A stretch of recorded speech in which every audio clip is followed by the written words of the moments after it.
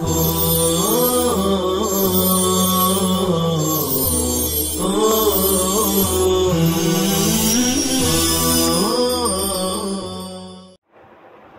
اللہ الرحمن الرحیم الحمدللہ رب العالمین والصلاة والسلام علی سید المرسلین وعلی آلہ واصحابہ الطیبین الطاہرین وعن ابن عباس رضی اللہ تعالی عنہما ان النبی صلی اللہ تعالی علیہ وسلم دخل علی اعرابی یعودہ وكان إذا دخل على مريض يعود قال لا بأس طهور إن شاء الله فقال له لا بأس طهور إن شاء الله قال قل بل حمى تفور على شيخ كبير تزيره القبور فقال النبي صلى الله عليه وسلم فنعم إذن رواه البخاری۔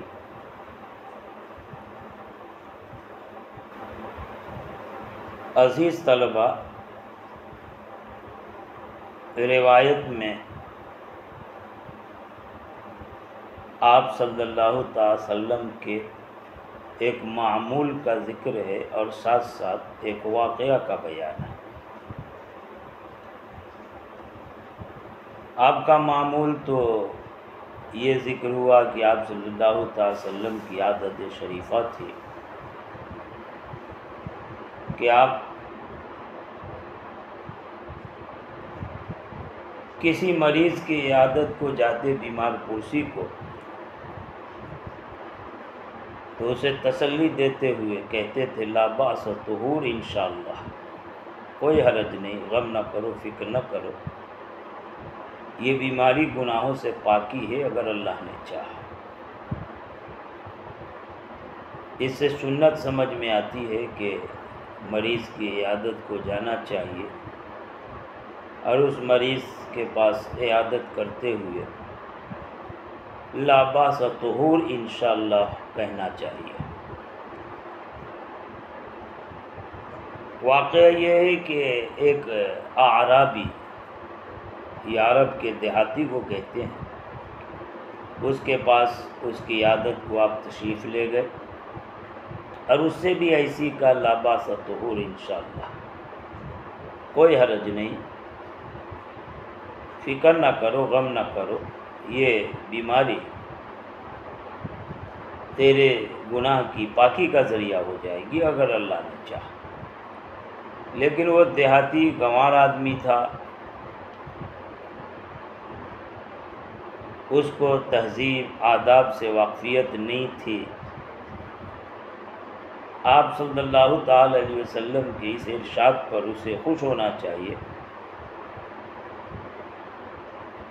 اور آپ نے لا باس طہور انشاءاللہ کہا، گویا آپ نے دعا دی کہ کوئی غم نہیں، کوئی فکر نہیں، یہ بیماری اگر اللہ نے چاہا تو گناہوں کا کفارہ بن جائے گی۔ بظاہر یہ بیماری مصیبت ہے،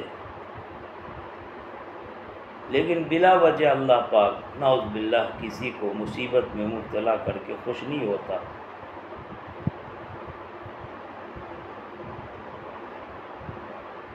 بلکہ اگر مصیبت پر صبر کیا جائے، اللہ کے فیصلے سے راضی ہوا جائے، تو یہ مصیبت، یہ دنیا کی، یہ آخرت کی مصیبت کے دور ہونے کا ذریعہ بن سکتی ہے۔ یہ بھی ہو سکتا ہے اگر اللہ چاہے تو یہ مصیبت، جسے بڑی مصیبت سمجھ رہے ہیں لیکن پتہ نہیں اور آگے کتنی بڑی مصیبت آئے، یہ اللہ کو معلوم، اگر صبر کرے، اللہ کے فیصلے سے راضی رہیں تو یہ مصیبت، یہ اس سے بڑی مصیبت کو ٹال سکتی ہے۔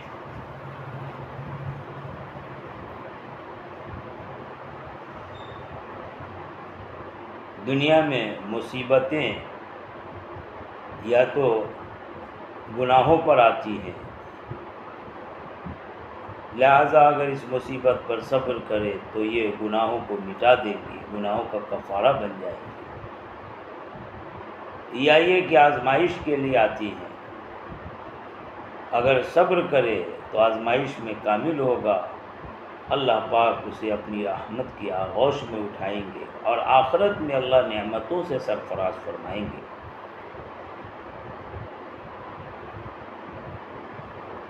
بہرحال اس دیہاتی جو آداب سے، تمدن سے ناواقف تھا، وہ آپ صلی اللہ علیہ وسلم کی اس بات کو گویا کہ قبول نہیں کیا اور بے صبری کا مظاہرہ کرتے ہوئے کہنے لگا کلا، ہرگز نہیں، بلکہ یہ تو بخار ہے، تفور والا شیخ کبیر، جو ایک بڑے بوڑھے پر چڑھ دوڑا ہے، تفور چڑھ آیا ہے، تو زیرو القبور، جو یہ بخار اس بڑے بوڑھے کو قبروں کی زیارت کرا کے چھوڑے گا، یعنی وہ مایوسی کا اظہار کر رہا ہے۔ ایک تو آپ صلی اللہ علیہ وسلم کے سامنے اس طرح بولنا بے ادبی، دوسرے اس طرح کا بولنا گویا آپ صلی اللہ علیہ وسلم کی دعا سے منہ موڑنا، اور تیسرے اللہ کی رحمت سے مایوسی۔ اسی لیے آپ صلی اللہ علیہ وسلم نے اس کو فرمایا ٹھیک ہے فنعم، بس ہاں ایسا ہی ہو جیسا تم کہہ رہے ہو، اذن تب تو، یعنی ان قریب تو مرے گا، قبروں کی زیارت کرے گا، اور تیرے لیے یہ بیماری، یہ مصیبت گناہ کے دھلنے کا ذریعہ نہیں بنے گی۔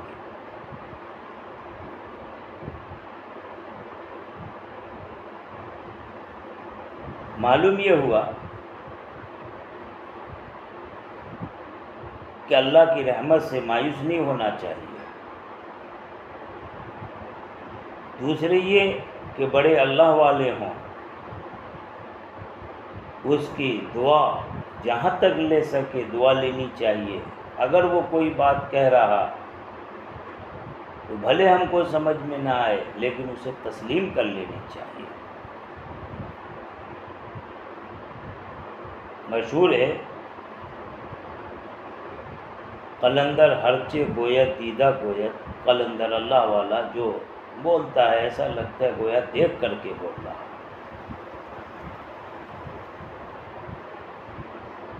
آپ صلی اللہ علیہ وسلم کو اس نے ناراض کیا، آپ کی نصیحت سے انکار کیا، اللہ کی رحمت سے مایوسی ظاہر کی، بے ادبی کا اظہار کیا، تو آپ صلی اللہ علیہ وسلم ناراض ہو گئے اور غصے میں کہہ دیا فنعم، ہاں ٹھیک ہے، اذن تب تو ایسا ہی ہو، یعنی اگر تم یہی چاہتے ہو تو یہی صحیح۔ بہرحال روایت سے ایک بات یہ بھی معلوم ہوئی ہے کہ کسی بڑے ہی شخص کی بیماری پر بیمار پرسی کو جانا، عیادت کرنا یہ مشہور نہیں ہے۔ آپ صلی اللہ علیہ وسلم کے اعلیٰ اخلاق کی بات ہے کہ ایک معمولی قسم کا دیہاتی آدمی، وہ بھی ایسا اجڑ اور گنوار قسم کا، وہ بیمار پڑا تو آپ صلی اللہ علیہ وسلم اس کی عیادت کو بھی تشریف لے گئے۔ لہذا چاہیے کہ سماج معاشرے میں چاہے غریب ہو، فقیر ہو، بے حیثیت ہی کا آدمی کیوں نہ ہو، گمنام ہے، کوئی جانتا بھی نہیں، لیکن پتہ چلے تو اس کی عادت بھی کرنی چاہیے۔ یہ اسلامی آداب میں سے ہے، آپ صلی اللہ علیہ وسلم کے اعلیٰ اخلاق میں سے ہے۔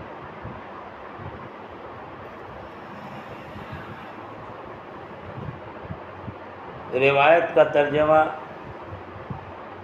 اس تشریح سے بھی واضح ہو جاتا ہے۔ ویسے آپ دیکھ لیں کہ نبی اکرم صلی اللہ تعالی وسلم ایک دیہاتی کے پاس تشریف لے گئے، یعود اس کی عادت کرتے ہوئے، اور آپ صلی اللہ علیہ وسلم جب کسی مریض کی عیادت کے لیے داخل ہوتے، وہاں تشریف لے جاتے تو آپ کہتے لا باس الطہور، انشاءاللہ کوئی حرج نہیں، تسلی رکھو، غم نہ کرو، طہور یہ بیماری پاکی ہوگی گناہوں سے، پاک کرنے والی بنے گی اگر اللہ نے چاہا، چونکہ گناہوں کو معاف کرنا، گناہوں کو مٹانا، دور کرنا یہ اللہ پر کسی کا حق نہیں ہے بلکہ اللہ کی مشیت کے تابع، اس لیے انشاءاللہ کا یا تبرک کے طور پر کا اللہ کی مشیت کا حوالہ دیا کہ اللہ چاہے گناہ کو اس کے ذریعے سے مٹا دے یا اس مصیبت سے بڑی دوسری مصیبت کو دور فرما دے۔ بہرحال مریض کو تسلی اور دلاسا دینا چاہیے۔ فقال لہ، تو اس دیہاتی نے آپ صلی اللہ علیہ وسلم نے سے کہا لا باس تو ہو، کہ یہ بیماری گناہوں سے پاکی نہیں ہوگی، لا باس۔ آپ صلی اللہ علیہ وسلم نے اس سے کہا لا باس، کوئی حرج نہیں، غم نہ کر، تسلی نہ کر، غم نہ کر، فکر نہ کر، تسلی لے کہ یہ اگر اللہ نے چاہا تو گناہوں سے پاکی۔ یہاں تک آپ کا کلام تھا۔ اب آگے اس دیہاتی نے کیا کہا؟ قال، اس اعرابی دیہاتی نے کہا کلّا، ہرگز نہیں، بلکہ یہ حمّا، بخار کو کہتے ہیں، بخار ہے جو ایک بڑے بوڑھے شخص پر تفور چڑھ دوڑا ہے تو زیرو القبور، جو بخار اس کو قبروں کی زیارت کرا دے گا، تو زیرو ہیا کی ضمیر جو حمّا کی طرف لوٹ رہی، حمّا مؤنث ہے۔ فقال النبی، تو آپ صلی اللہ علیہ وسلم فرمائے فنعم، تو ہاں ٹھیک ہے، اذن، تب تو ایسا ہی ہو جیسا تم چاہ رہے ہو، جیسا سمجھ رہے ہو۔ دوسری روایت حضرت عائشہ کی ہے، کہتی ہیں کہ آپ صلی اللہ تعالی علیہ وسلم اذا اشتکى منا انسان مسح بیمینہ، یہ کان رسول اللہ، کانا رسول اللہ، یہ کانا کا اسم ہے، اور مسح بیمینہ یہ اس کی خبر ہے درمیان میں، اذا اشتکى منا انسان، یہ جملہ مترسہ، کہ آپ صلی اللہ تعالی وسلم کی عادت شریفہ تھی اذا اشتکا منا انسان، کہ ہم میں سے جب کوئی انسان بیمار پڑتا، اشتکا بیمار پڑنے یا بیماری کی شکایت کرنے، تکلیف ظاہر کرنے کے معنی میں، کہ جب ہم میں سے کوئی بیماری کی شکایت کرتا یا بیمار پڑتا، تکلیف پاتا، مسحو بیمینہ ہی، تو آپ صلی اللہ تعالی وسلم اپنے دائیں ہاتھ کو اس کے بدن پر پھیرتے اور پھر کہتے، یعنی یہ دعا فرماتے، اذهب الباس رب الناس واشفی انت الشافی لا شفاء الا شفاؤک شفاء لا یغادر سقما، متفق علیہ، بخاری مسلم کی متفقہ روایت کردہ یہ حدیث ہے۔ اذهب الباس، اے اللہ جو لوگوں کا رب ہے، یعنی جو تربیت کرنے والا، تربیت میں نعمت دینا بھی ہے، مصیبت دور کرنا بھی، آرام سے پہنچانا، صحت دینا اور بیماری کا ازالہ کرنا، اس سے افاقہ کرنا بھی، اے اللہ جو لوگوں کا رب ہے، اذهب الباس، اذهاب باوی فعال سے حذف فعل امر ہے، باس تکلیف، بیماری، درد کو دور کر دے، وشفی، اور تو شفا دے، اس لیے کہ تو ہی شفا دینے والا ہے، تیرے سوا کوئی شفا نہیں، تو چاہے شفا دے، نہیں تو کسی دوا علاج ڈاکٹر سے کچھ نہیں ہو سکتا، لہذا ایسی شفا دے لا یغادر سقما، جو کسی بیماری کو نہ چھوڑے، بیماری کو دور کر دے،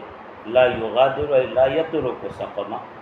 کسی بیماری کو نہ چھوڑے، یعنی مکمل شفا کاملہ عاجلہ جو بولتے، جلدی شفا ہو اور کامل مکمل شفا ہو۔ اس سے بھی معلوم ہوا کہ بیمار آدمی مایوس نہ ہو، بیماری بھی اللہ کی طرف سے، شفا بھی اللہ ہی دیتا ہے، اس بات پر یقین رکھے کہ اذا مرضت فهو یشفین، کہ جب میں بیمار پڑوں تو اللہ ہی ہے جو مجھے شفا دے گا۔ یہ معلوم ہوا کہ بیمار پرسی کرنے والا، عیادت کو جانے والا بیمار آدمی کو دعا دے، اور چونکہ وہاں بیماری کے خاتمہ اور صحت کی بحالی کی زیادہ ضرورت ہے، لہذا اسی کی مناسبت سے اس کو دعا دیں۔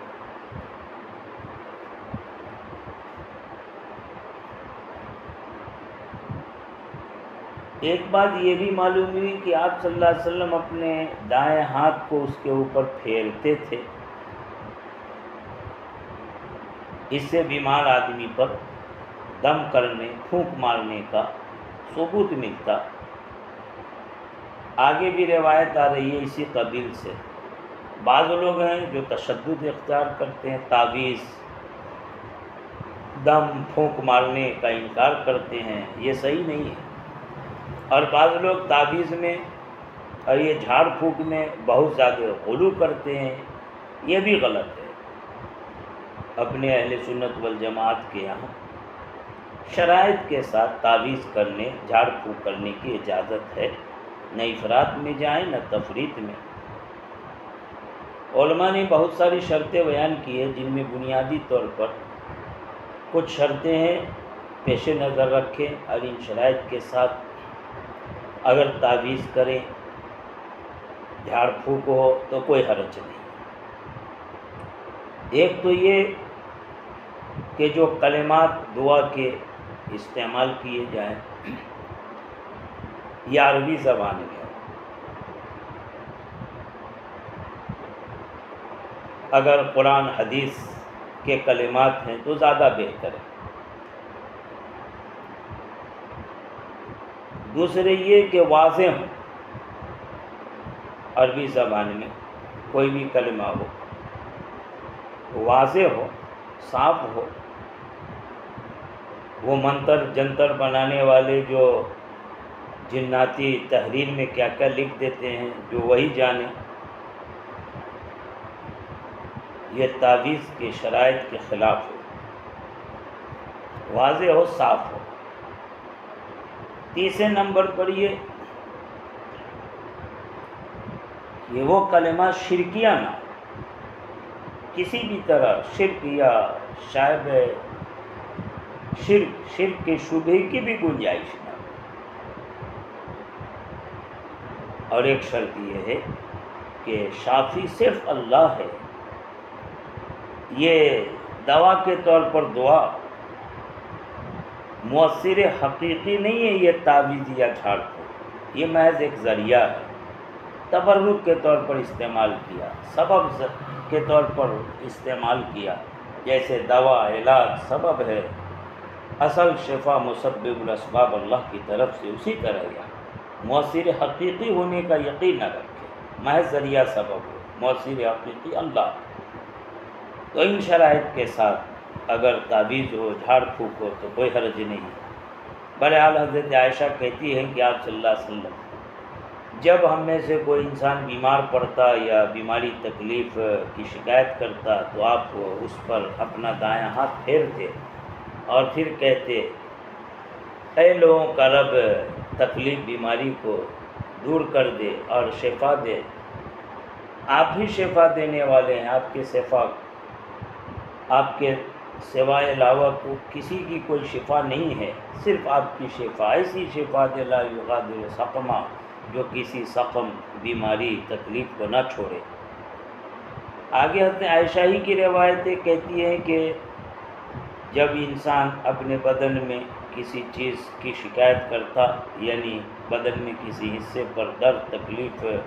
کو ظاہر کرتا، آپ کے سامنے بتاتا، اذا اشتکى الانسان شیئا منہ، وہ زمین انسان ہی کی طرف لوٹے گی۔ انسان کے جسم پر کسی چیز کی شکایت، من تبیض، یعنی جسم کے کسی حصے پر، کسی عضو پر کسی درد تکلیف کی شکایت کرتا، ظاہر کرتا، او کانت بہ قرحہ، یا یہ کہ اس کو پھوڑا، او جرح یا زخم وغیرہ بدن پر کہیں کسی حصے پر ہو جائے، قال النبی صلی اللہ تعالی وسلم بإصبعہ، تو آپ اپنی انگلی سے فرماتے، یہ فرماتے غلط، یہ قال فعل کے معنی میں، اشارہ کے معنی میں، آپ کہتے نہیں، انگلیوں سے کہا نہیں جاتا ہے بلکہ کیا جاتا ہے، گویا اشارہ اور فعل کو قول سے تعبیر کیا۔ وجہ یہ ہے کہ یہاں پر اشارہ تھا، فعل بھی تھا اور اس کے ساتھ ساتھ قول بھی تھا، یعنی آپ کہہ بھی رہے تھے اور کر بھی رہے تھے، اپنی انگلی سے کیا، اشارہ کیا۔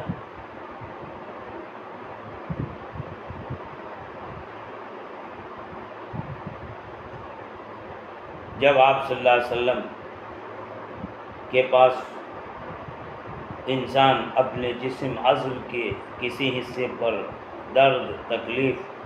بیماری کی شکایت کرتا، ظاہر کرتا، یا اس کو کوئی پھوڑا یا زخم جسم پر لگا ہوتا، تو آپ صلی اللہ تعالی وسلم اپنی انگلی سے اشارہ کرتے، کچھ کرتے اور زبان سے یہ کہتے، بسم اللہ تربت ارضنا بریقۃ بعضنا لیشفی سقیمنا باذن ربنا، اللہ کے نام سے، یعنی اللہ کے نام سے برکت حاصل کرتا ہوں۔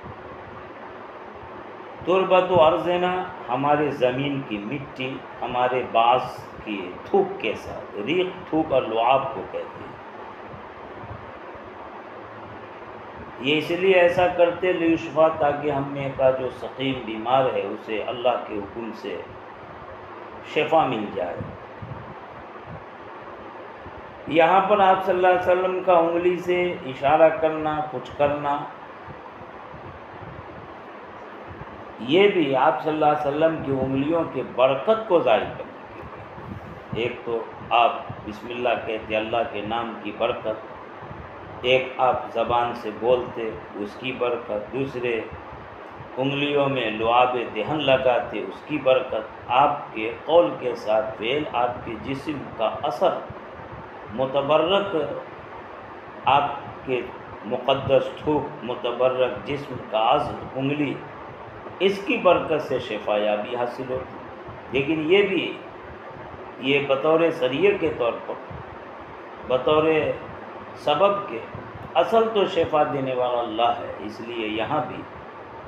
لیشفی سقیمنا باذن ربنا کا حوالہ ہے کہ اگر اللہ چاہے، اللہ کا حکم ہو تو شفا ہو۔ ہمارا کام ہے ذریعہ اختیار کر لینا، اللہ کو نعوذ باللہ مجبور کر دینا یہ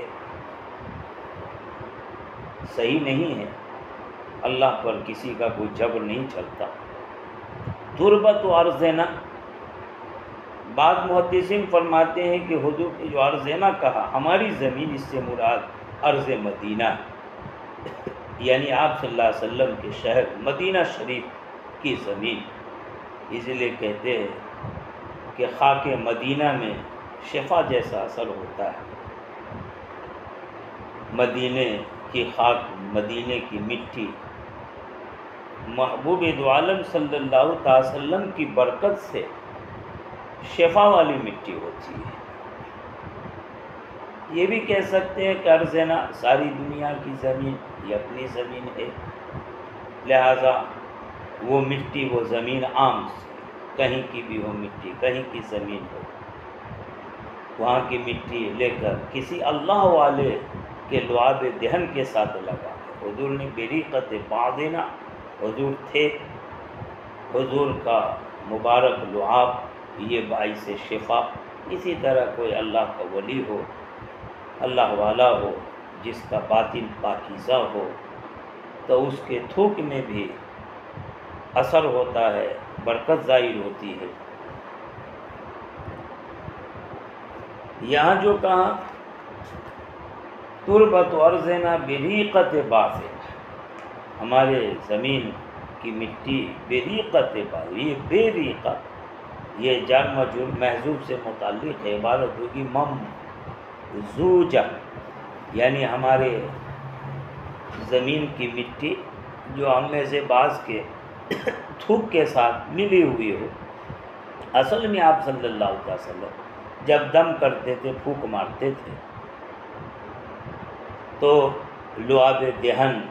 اور اپنے پھونک کے ساتھ تھوک کی چھینٹیں شامل فرما دیتے تھے۔ بہرحال معقول نے بتایا کہ بیماری ہو، تکلیف ہو، کوئی مرض ہو، اس جھاڑ پھونک، تعویذ یہ جائز ہے۔ چنانچہ علامہ قرطبی کی رائے یہ ہے کہ اس حدیث پاک سے جھاڑ پھونک دم کرنا جائز ہونے کا ثبوت ملتا ہے۔ چنانچہ آپ صلی اللہ علیہ وسلم کے بعد بعض صحابہ کرام کا بھی اس طرح کا معمول تھا۔ بہرحال شرائط بتا دیے گئے جھاڑ پھونک تعویذ کے لیے۔ جادو وغیرہ کے طور پر ہو تو جائز نہیں ہے۔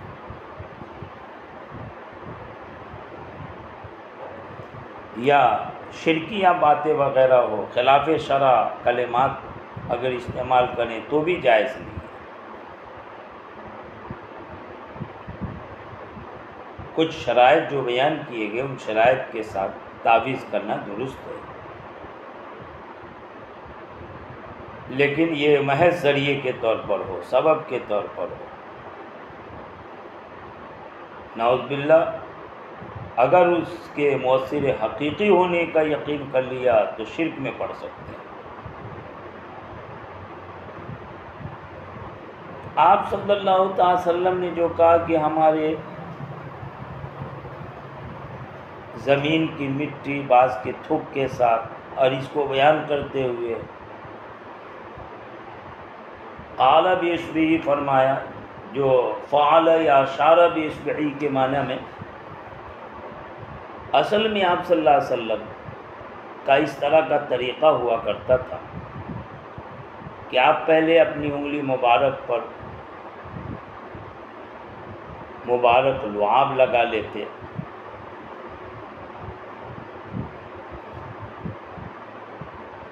اور پھر اس لعاب لگی ہوئی انگلی کو مٹی پر رکھتے، جس کے ساتھ مٹی چپک جاتی تو آپ اسے مریض کی تکلیف کی جگہ پر، بدن حصے پر، درد کے حصے پر رکھ دیتے، اور یہ دعا پڑھتے تھے جو ابھی بتایا۔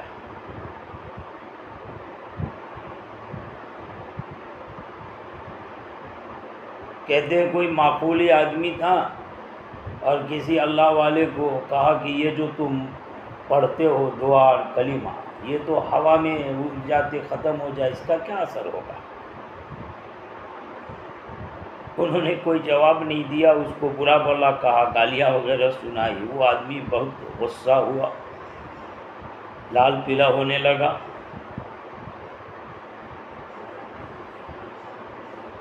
بزرگ نے کہا کیا ہوا؟ ارے کیا ہوا؟ تو کہا آپ نے گالیاں دی، مجھے برا بھلا کہا کہ یہ تو کلمہ ہے، منہ سے نکلا، یہ منہ کی باتیں ہیں، ہوا میں اڑ گئی۔ کہا نہیں، میرے اوپر اس کا بہت اثر ہوا۔ کہا بے وقوف، جب میری اس گالی والی بات پر تم کو اتنا اثر ہو رہا تو اندازہ لگاؤ اللہ کے رسول صلی اللہ تعالی وسلم کے مبارک کلام میں اور کتنا اثر ہو سکتا ہے۔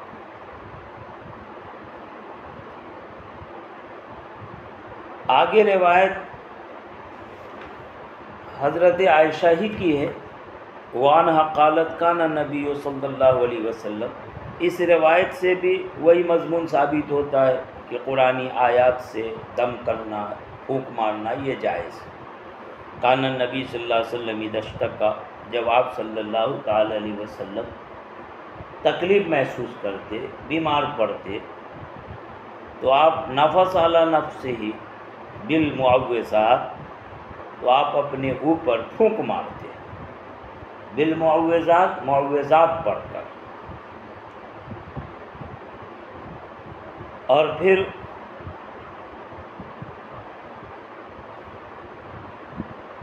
اپنے ہاتھ کو اپنے بدن پر جہاں تک ہو سکے، جہاں تک ہاتھ پہنچ سکے پھیرتے، مسح عنہ بیدہ، اپنے جسم پر جہاں تک ہاتھ پہنچ سکے اپنے ہاتھ کو پھیرتے تھے، اسے مسح کرتے تھے۔ حضرت عائشہ فرماتی ہے فلما اشتکا وجہ الذی توفی فیہ، کہ جب آپ صلی اللہ علیہ وسلم اس درد تکلیف میں مبتلا ہوئے، اس بیماری میں مبتلا ہوئے جس میں آپ وفات پائے، جس میں آپ کو وفات دی گئی، تو میں آپ صلی اللہ تعالی وسلم کے اوپر ان معوذات کے ذریعے سے پھونک مارا کرتی تھی جن کے ذریعے آپ صلی اللہ علیہ وسلم خود پھونک مارتے، اور میں آپ صلی اللہ علیہ وسلم کے ہاتھ کو لے کر آپ کے اوپر پھیرتی تھی، مسح کرتی تھی۔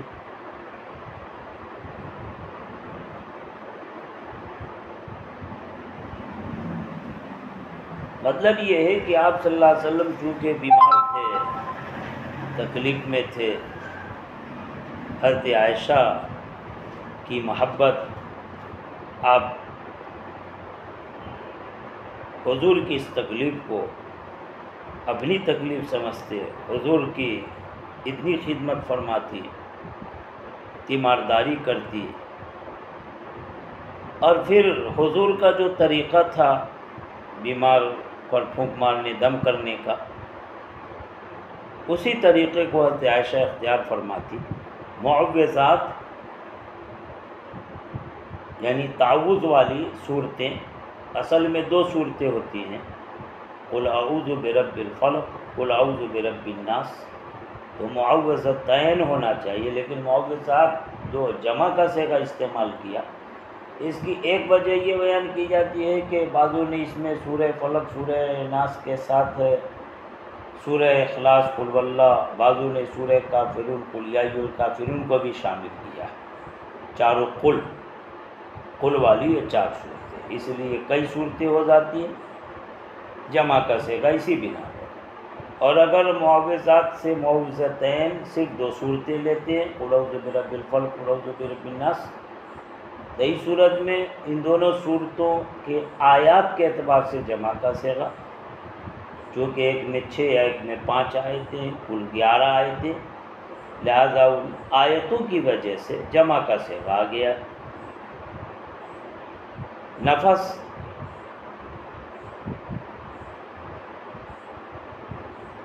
اس طرح پھونک مارنا کہ جس میں تھوک اور لعاب کی بھی آمیزش ہو جائے، لعاب تھوک کی چھینٹوں کے ساتھ پھونک مارنا، یہ نفس کہلاتا ہے۔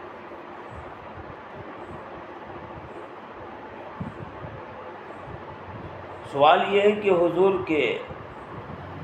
مرض وفات میں حضرت عائشہ معوذات جنہیں آپ صلی اللہ علیہ وسلم پڑھتے تھے وہ پڑھ کے حضور کے ہاتھ پہ پھونک مارتی،